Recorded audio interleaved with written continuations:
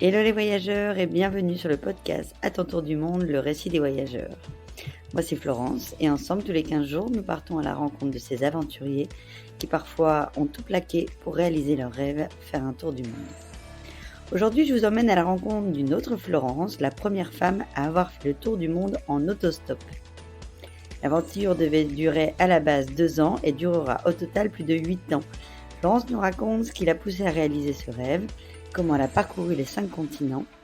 En autostop, en bateau-stop, en hélico, Florence est une baroudeuse qui n'a peur de rien, mais qui a appris à se faire confiance pour éviter les dangers. Elle nous partage les paysages qui lui procuraient le plus d'émotions et bien sûr des rencontres qui ont marqué son voyage et sa vie future. Si ce podcast vous plaît, n'hésitez pas à vous abonner et à mettre 5 étoiles sur Apple Podcast, cela m'aidera beaucoup à le faire connaître. En attendant, je vous souhaite une bonne écoute avec mon invitée Florence. Salut Florence et bienvenue sur le podcast. Je t'ai déjà présenté à nos auditeurs, alors je vais te poser la première question. Que tu te souviens, quel a été le déclic pour faire ce tour du monde?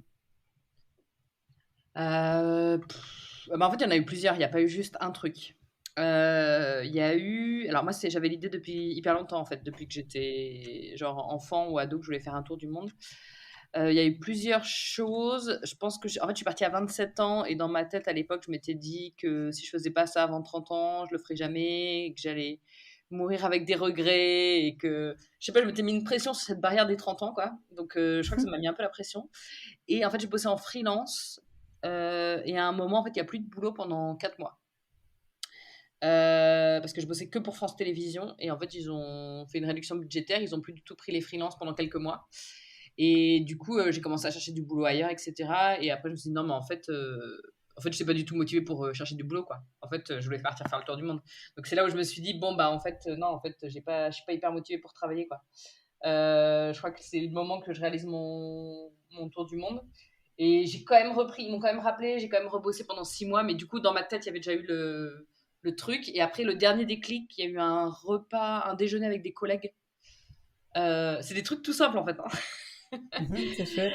Déjeuner avec des collègues dans une pizzeria, je me souviens, on a parlé boulot, on a parlé pas du tout boulot, on a parlé voyage tout le repas.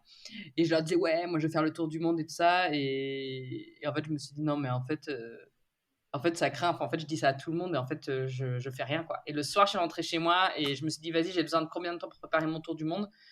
Je me suis dit, ouais, 3 mois, ça me paraît bien. Donc, on était genre fin mars. Donc, je me suis dit, ok, je me fixe le 1er juillet 2013 et je m'y tiens et je pars. Et maintenant, c'est un projet, c'est plus une idée comme ça en l'air, quoi. Donc, voilà. Donc ça a bien eu le temps de mûrir, mais il y a eu à un moment donné quand même cette deadline que tu t'es fixée, quoi. Ouais, ouais, ouais. Le jour de la pizza. Autour de la pizza. Et du coup, en 3 mois, est-ce que quand t'es partie, l'idée c'était de le faire combien de temps? 2 ans. J'avais prévu de partir 2 ans à la base.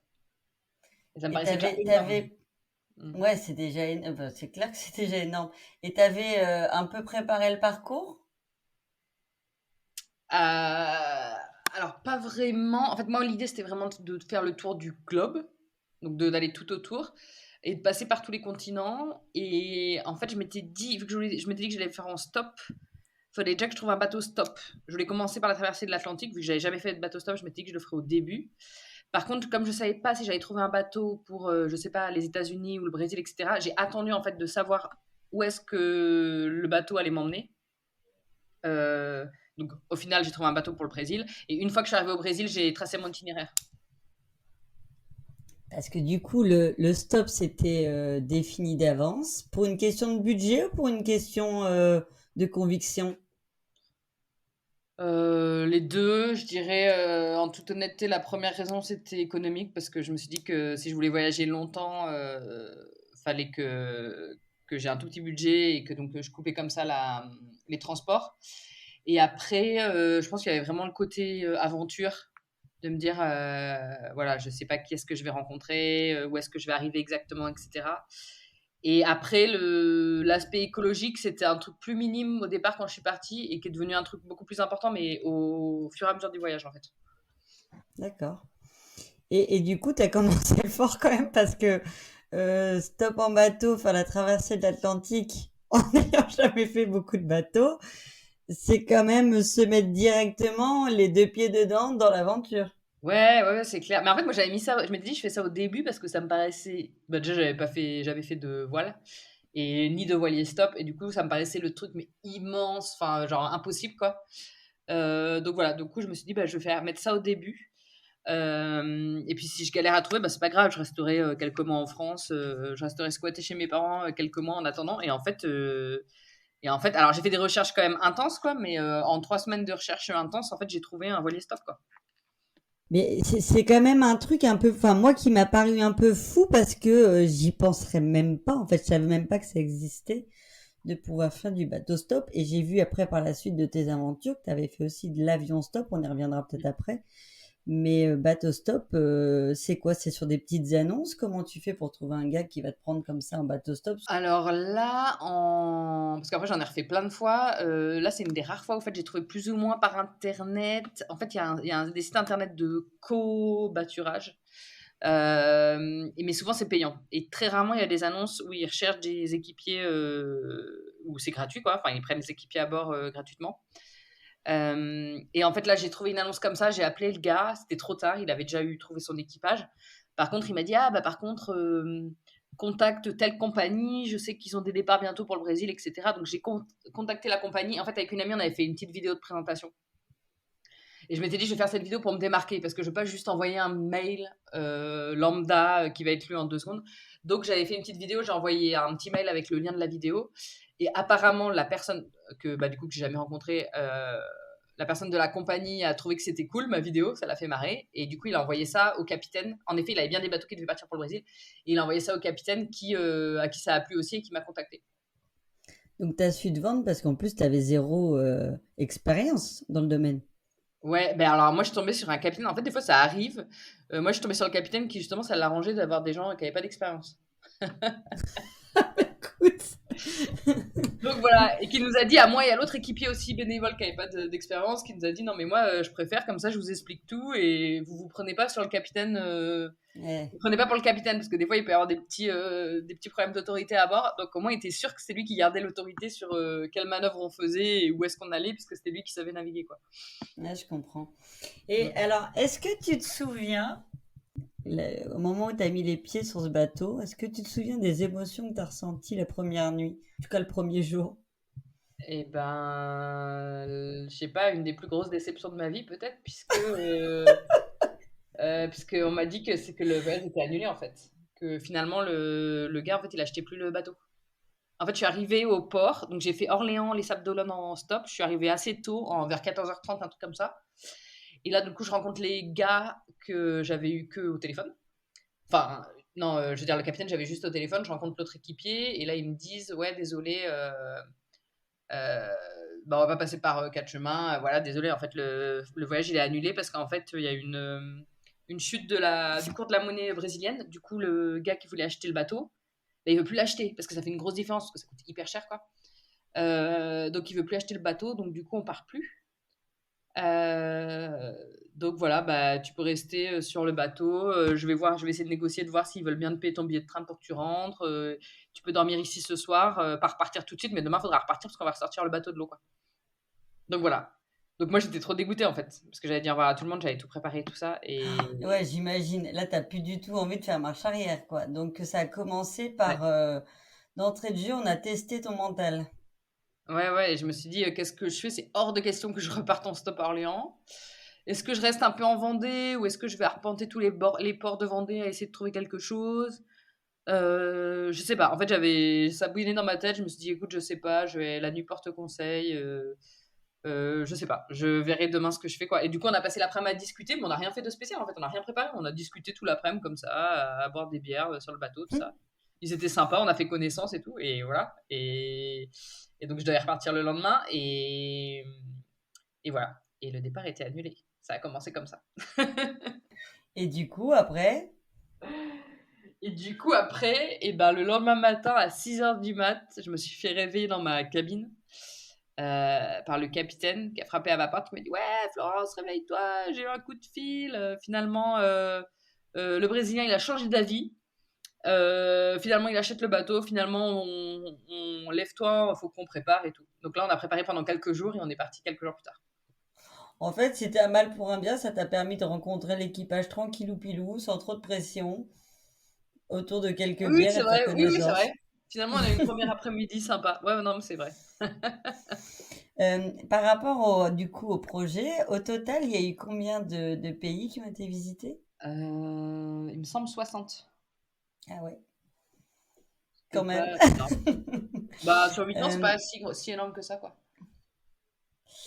oui, mais enfin, j'imagine, enfin, faut pas oublier quand même la donnée du stop qui permet quand même d'avoir un rythme plus slow alors c'est un truc moi qui m'intriguait justement.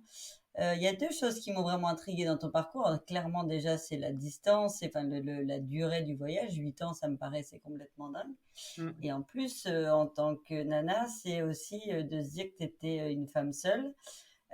Comment tu as géré du coup ce côté sécurité en tant que femme? Euh,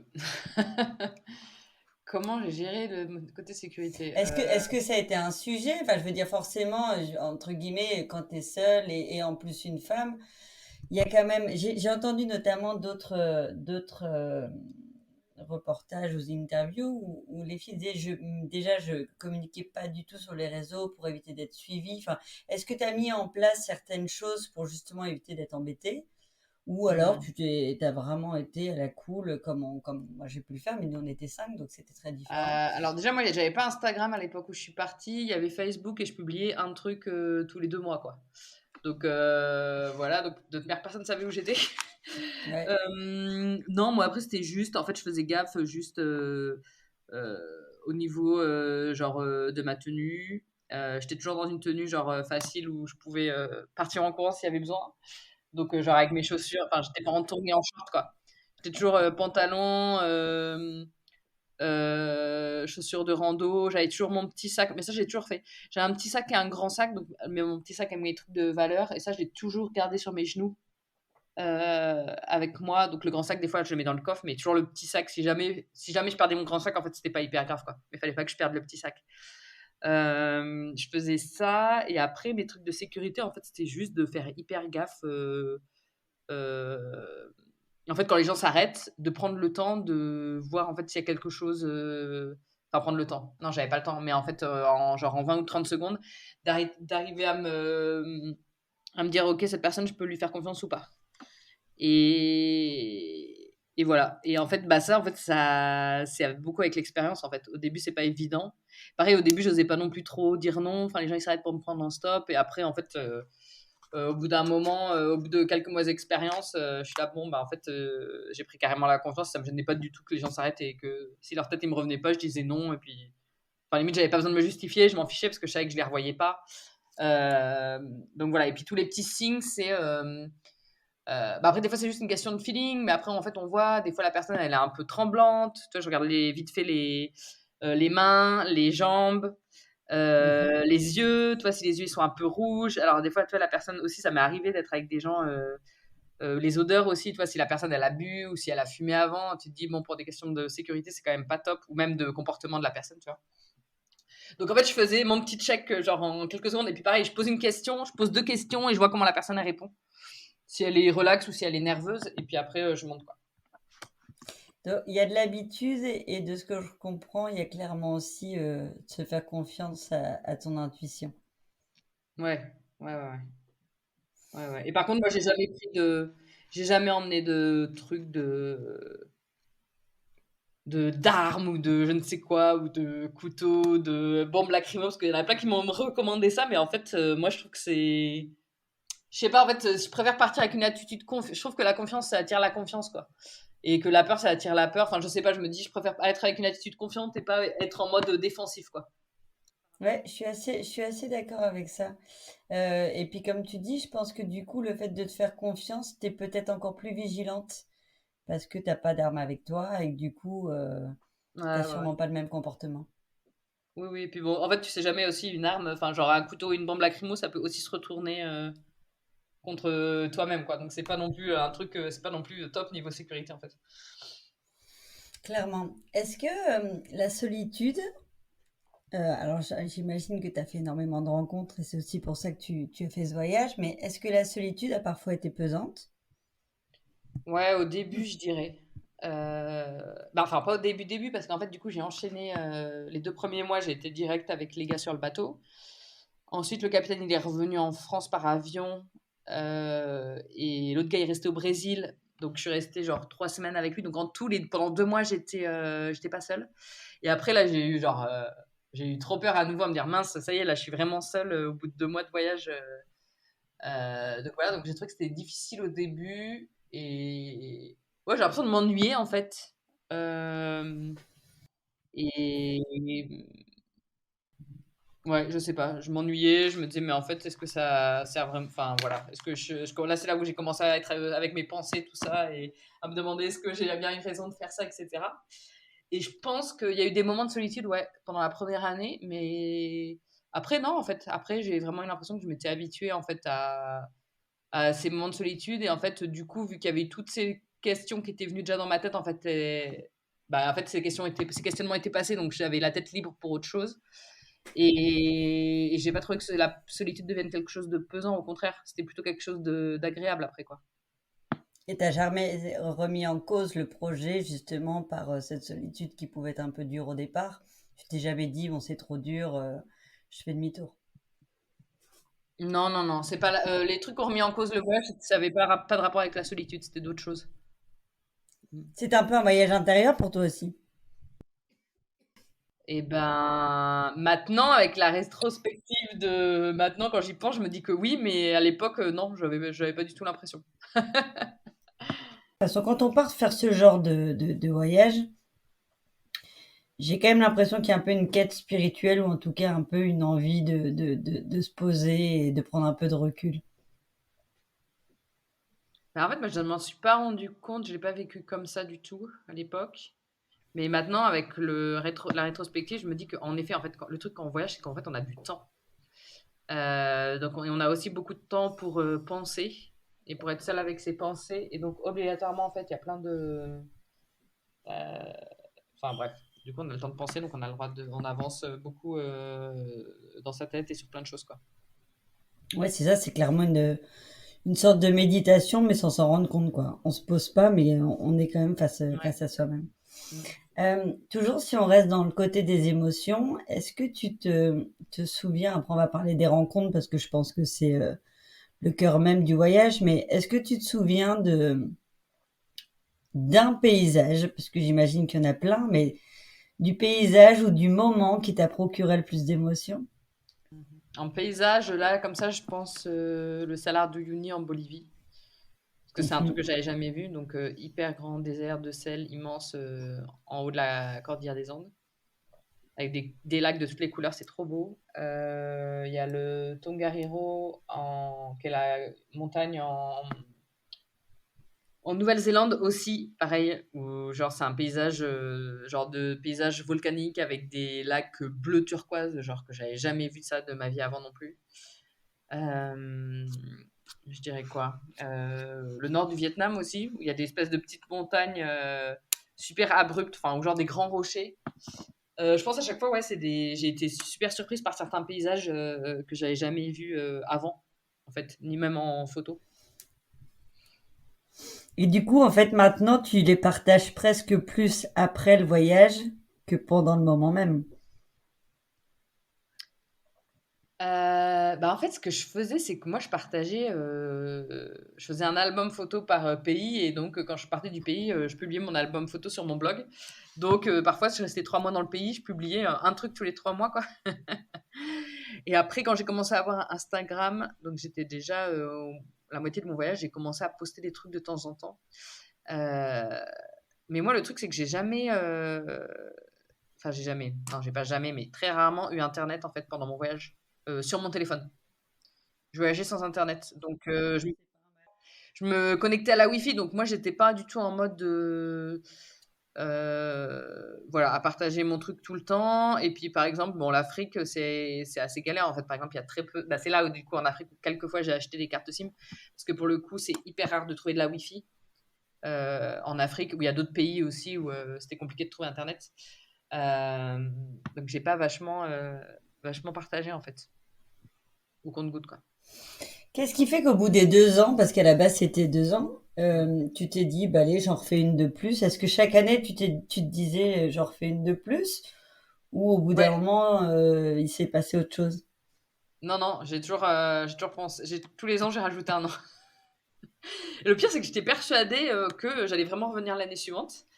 Et je pense qu'en fait, si j'avais pas été persuadée que je revenais l'année suivante, peut-être que j'aurais pas. Enfin, ça m'aurait paru trop loin. Ou peut-être que je pense qu'en fait, c'était ça mentalement. Peut-être que je n'osais pas me l'avouer que non, en fait, j'étais bien trop loin et que c'était impossible que je revienne l'année prochaine.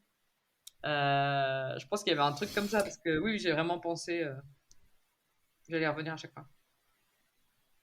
Et alors, maintenant que t'es maman, j'imagine que tu peux te mettre aussi à la place de tes parents à l'époque. Ça veut dire que, est-ce qu'ils sont venus te voir de temps en temps ou est-ce que t'es pas revenu du tout en France pendant les 8 ans?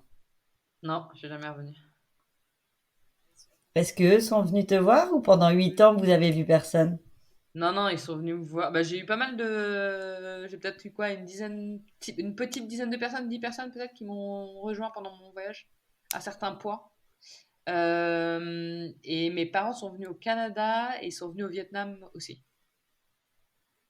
Donc voilà. Ce qui était cool parce que du coup, c'était le rêve de ma mère de visiter le Canada et le rêve de mon père de visiter le Vietnam. Donc en plus, grâce à moi, ils ont pu réaliser leur rêve. Mais oui, oui, ils étaient super inquiets quoi. Et par contre, quand ils m'ont rejoint au Canada, quand ils ont vu, mais je pense qu'en fait, ils fantasmaient complètement le truc. Quand ils ont vu comment ça se passait pour moi au Canada et que j'étais hyper heureuse, là, ils sont. Voilà. Enfin, ils sont. Je pense que c'est plutôt ma mère, en fait. Elle s'est quand même beaucoup plus déstressée, quoi. Ils étaient voyageurs eux, à la base ou pas du tout? Si, quand même un peu, ouais. Ouais, ouais. Ils Si, quand t'avaient même. déjà donné un peu la picouse quand même. Oui, oui, clairement. Ouais, ouais, si, si. Quand on était petit, on faisait des voyages. On faisait du camping l'été à chaque. Soit dans une région de France, soit dans un pays d'Europe. Donc, euh, donc, si, si, on bougeait quand même tous les étés. Ouais, c'est pas venu complètement par hasard.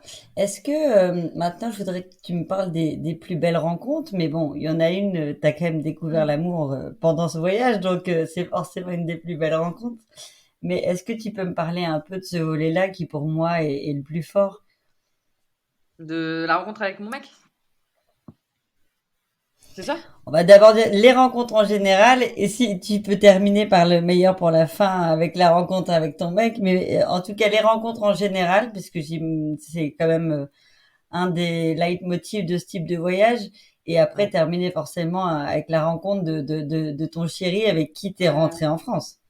Bah, en fait, les rencontres en général, moi, ce que j'ai trouvé hyper intense en fait dans le voyage, c'est qu'il y a des personnes. En fait, vu que j'étais sans amis physiquement hein, pendant mon voyage, ils étaient tous à distance. J'ai trouvé que les rencontres qui se faisaient en fait sont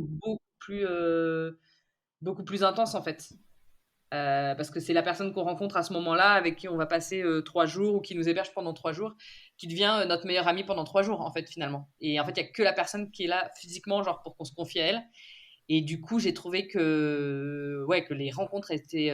J'ai fait des rencontres hyper intenses. Et aussi, je pense qu'en voyage, naturellement, on se retrouve un peu à amener des gens un peu plus comme nous. Donc, pareil, il y a eu des gens, genre des gros coups de cœur amicaux aussi que j'ai pu avoir pendant mon voyage. Et il y a pas mal de gens avec qui je suis encore en contact, même de mon tout début de voyage, quoi. Donc voilà, il y en a d'autres, je suis pas en contact avec eux. Et en fait, c'est pas grave. Ce qui comptait, c'est qu'on a passé voilà, quelques jours ou même quelques heures parfois, genre à passer un bon moment et à partager des choses, quoi. Donc, euh, Est-ce que tu es d'accord avec le fait que quand on fait des rencontres comme ça en voyage, en fait, on est tellement naturel parce que il n'y a pas d'enjeu, il n'y a pas de cadre, il y a personne qui te connaît, et donc en fait, tu es totalement naturel. Et du coup, ça crée en effet un lien qui est beaucoup plus vrai, plus fort. ouais, c'est clair. Oui, c'est clair. On n'est pas, il n'y a pas d'enjeu, c'est pas un collègue de travail ou quoi, il n'y a pas de. La personne, on s'en fiche en fait si on lui plaît, si on lui plaît pas. De toute manière, après, on continue notre route. Donc, ouais, c'est vrai qu'on est beaucoup plus. C'est beaucoup plus facile d'être. ouais, d'être soi-même. Et je pense qu'on est beaucoup plus ouvert aussi aux autres. On a le temps, en fait, de discuter avec les gens, etc. Ce qui n'est pas vraiment le cas quand on est dans sa routine sédentaire, tout ça, quoi. Mm. Alors, il y a deux derniers points avec lesquels j'avais envie d'évoquer avec toi. Donc, forcément, la rencontre avec ton chéri. Et puis après, on finira sur l'après tour du monde. Mais un tour du monde de 8 ans, c'est pas pareil qu'un tour du monde d'1 an. Donc, que tu puisses me donner un peu ta philosophie de vie avant le tour du monde et maintenant et comment tu vois les choses. Alors, donc, quand j'étais à la moitié de mon voyage, donc au moment où je partais de Nouvelle-Zélande, donc j'étais déjà à peu près à 4 ans de voyage, euh, non, 3 ans et demi de voyage, donc j'ai rencontré mon mec qui est chilien et qui habitait en Nouvelle-Zélande depuis genre 5 ans. Donc voilà, mais moi de toute manière j'étais en mode, enfin je continue mon tour du monde, je vais en Australie, enfin voilà. Et en fait il a été motivé, il m'a rejoint en Australie. Il m'a rejoint en Australie. Il a même réussi à me trouver un boulot, ce qui était cool parce que comme ça, on s'est posé quelques mois en fait. On a bossé tous les deux. Surtout que lui, en fait, il n'avait pas anticipé du tout de faire un tour du monde. Donc lui, ça lui a permis de mettre de l'argent de côté, au moins pour non pour quelques mois, non pour une année, parce que les salaires sont énormes en Australie et qu'après on allait en Asie où ça coûte pas cher du tout. Donc en fait, il a pu économiser, genre ça lui a fait 1 an de voyage quoi. Donc après, on a continué ensemble vers l'Asie. Et après, donc on a vraiment voyagé ensemble pendant 1 an, je dirais, un peu plus. Et après, lui, il est retourné bosser en tout 3 fois. Il est reparti 3 fois pendant quelques mois où il repartait bosser en Nouvelle-Zélande et aux États-Unis pour gagner un peu d'argent et après il me rejoignait. Donc j'ai quand même continué à avoir quelques mois où j'étais seule. Et après, il y a eu le Covid, on n'a pas été bloqué au même endroit. Donc là, ça a été un peu plus longtemps, on a été séparés pendant 5 mois. Euh, donc voilà. Mais du coup, ouais, du coup, c'était un peu, bah, c'était cool en fait. Et t'as pas eu à un moment donné envie, toi, de dire je le suis? Moi, bah non, parce que lui, en fait, il était content de me suivre. C'est lui qui te suivait, mais au moment, tu vois, où il devait rentrer, tu t'es pas dit, bon, bah allez, maintenant on continue ensemble. Tu t'es dit, moi, je trace ma route et c'est toi qui me rejoins. Bah ouais, parce que là, en fait, on est déjà. Par exemple, la première fois, il est parti rentrer en Nouvelle-Zélande pour bosser. Ça faisait déjà 5 ans que je suis sur le tour du monde en train de faire mon projet. Et enfin voilà, je vais pas abandonner tout au bout de 5 ans juste pour lui qui part juste 3 mois bosser, quoi. Si, bah, c'est bon, on le fait à distance, on reste à distance pendant 3 mois, ça va le faire, quoi. Donc voilà. Et moi, j'étais contente aussi de. En fait, j'étais contente d'avoir. Enfin, à la fois, c'est difficile parce que du coup, c'était hyper intense. On a été habitués à vivre 24 heures sur 24 ensemble tout le temps. Donc, c'est hyper difficile de se retrouver du coup sans lui pendant 3 mois. Mais en même temps, je trouvais ça cool aussi d'avoir des moments où j'étais un peu toute seule, quoi. Voilà. Et le confinement, du coup, vous l'avez fait ensemble? Non, non, non, ça a été hyper compliqué. C'était un moment où on devait être séparés pendant 3 mois et donc finalement on a été séparés pendant 5 mois. Moi j'étais bloquée au Cameroun, mais il était bloqué en Nouvelle-Zélande. Ouais, et puis il y a pas d'ambassade du Cameroun en Nouvelle-Zélande et il n'y a pas de vol direct non plus. Donc ça a été toute une histoire. Enfin bon, bref, en fait franchement le truc, mais c'est un sketch, c'est une histoire de dingue. Pour qu'ils réussissent à me rejoindre au Cameroun. Euh, Bref, j'ai fini par me retrouver. Bref, et en fait, il y a un policier camerounais que j'ai rencontré, un policier français qui m'a mis en contact avec un policier camerounais qui a appelé le consul pour que Seba puisse avoir un visa genre 2 heures avant qu'il prenne l'avion. Enfin bon, bref, en fait, c'était genre un peu un truc de ouf. Donc, il a réussi à me rejoindre au Cameroun. Et là, on était bloqués tous les deux au Cameroun. Et les frontières ouvraient toujours pas. Et d'ailleurs, elles ont mis, mais en Afrique de l'Ouest, ça a mis hyper longtemps. Ça a mis genre peut-être 1 an et demi, 2 ans avant qu'ils rouvrent les frontières terrestres, hein, je parle. Les aéroports et tout ça ont rouvert, mais les frontières terrestres sont restées fermées vraiment hyper longtemps. Donc après, je suis partie, on s'est reséparés. Il est resté seul au Cameroun et moi je me suis dit, ok, je vais traverser un max. Il fallait que je traverse le Nigeria. Lui, il n'avait pas le visa pour le Nigeria, mais moi je l'avais. Et en fait, là, je me retrouve bloquée au Nigeria et lui, il n'a pas de visa pour le Nigeria. Donc il ne peut pas me rejoindre au Nigeria. Et là, je me reste bloquée et j'ai des gros soucis avec la police. Je me suis arrêtée par la police et tout ça. Ils me confisquent mon passeport pendant 3 mois. Donc ça, c'était, je pense, le pire moment vraiment Waouh.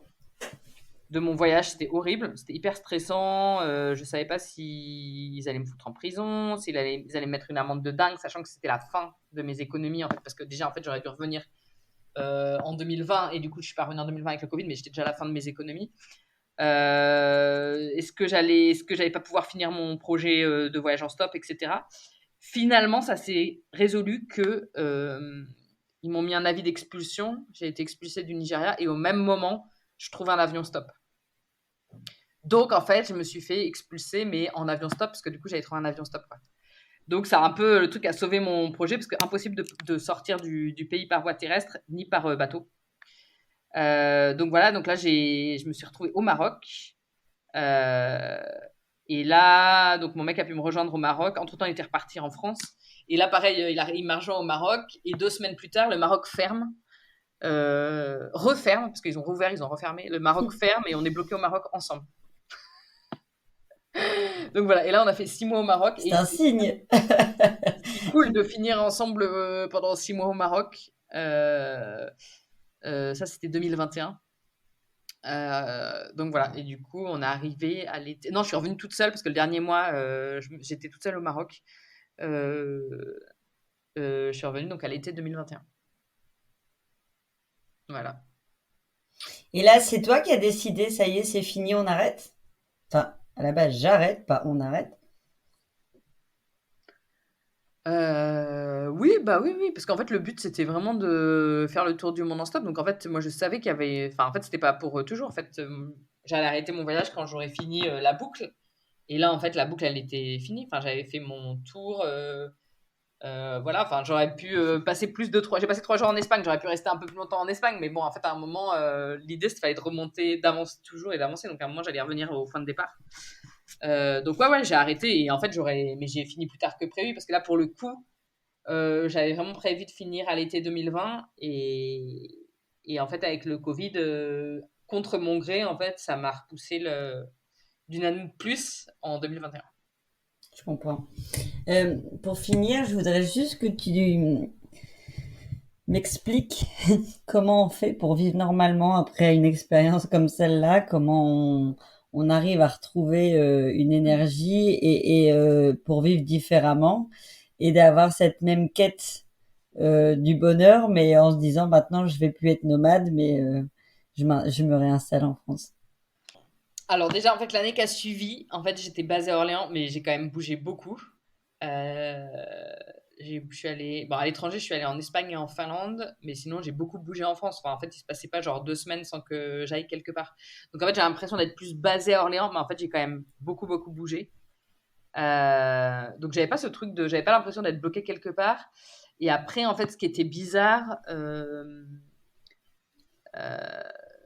enfin, ce qui était bizarre en général, en fait, c'est qu'il y avait encore du coup la pandémie, les histoires de passe sanitaire, machin, en 2021.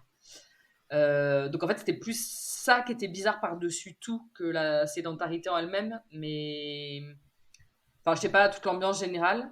Et le fait que ce soit l'hiver, pareil, j'avais pas vécu depuis genre 5 ans en hiver, donc ça c'était un peu chiant. Et en fait, il y avait d'autres choses. Et par contre, non, en fait, j'ai trouvé que moi, ma vie, elle s'est accélérée de dingue depuis que je suis revenue.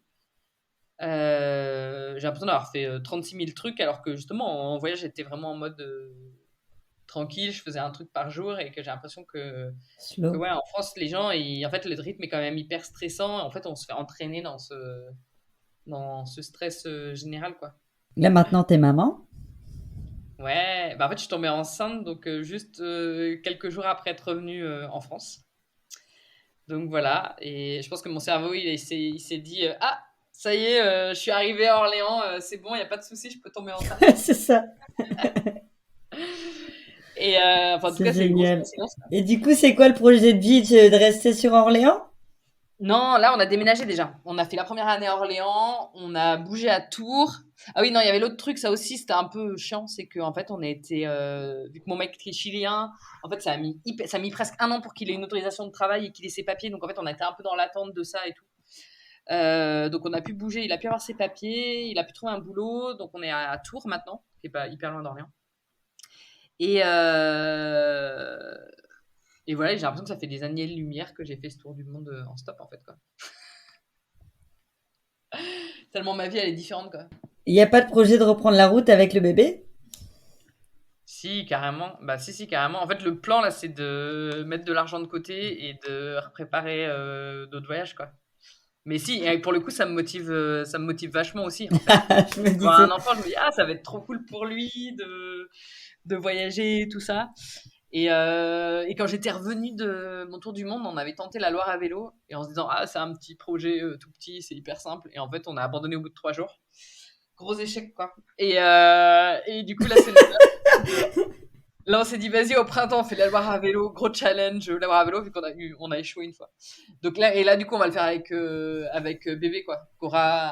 Au printemps, il aura quoi? Il aura 11 mois, 10 mois, 11 mois. Donc on s'est dit, on va refaire ça, et dans l'idée de refaire des voyages, de se tester là-dessus, parce que c'est censé être une route facile à vélo, et de faire d'autres voyages à vélo plus grands, et d'aller au Chili aussi, quand même, parce qu'en fait, moi, je suis toujours pas, enfin, je suis allé au Chili, mais pas avec mon mec qui est chilien et pas avec mon bébé. Donc, ce serait cool quand même qu'il rencontre sa famille, tout ça. Donc, ça, c'est un peu genre les projets pour genre cette année et les voyages à vélo et le voyage au Chili. Et après, mais dans l'idée, ouais, ce serait d'économiser et de repartir. J'aimerais bien refaire un grand voyage, peut-être pas 8 ans, quoi, mais genre, ouais, 6 mois, 1 an, ce serait cool, quoi. On va s'arrêter là. En tout cas, j'ai pris beaucoup de plaisir à écouter ton récit, mais je savais qu'on allait se régaler à écouter cette aventure-là. En tout cas, je te souhaite forcément encore plein de voyages et plein de bonheur sur la route maintenant avec ton chéri et ton bébé. Et merci de m'avoir accordé ce temps pour nous raconter tout ça. Bah, je t'en prie, merci à toi. Et voilà, cet épisode est terminé. J'ai beaucoup apprécié la personnalité et le naturel de Florence. J'espère que cet épisode vous a plu. Si c'est le cas, n'hésitez pas à le partager autour de vous. En attendant, je vous dis à bientôt pour de nouvelles aventures.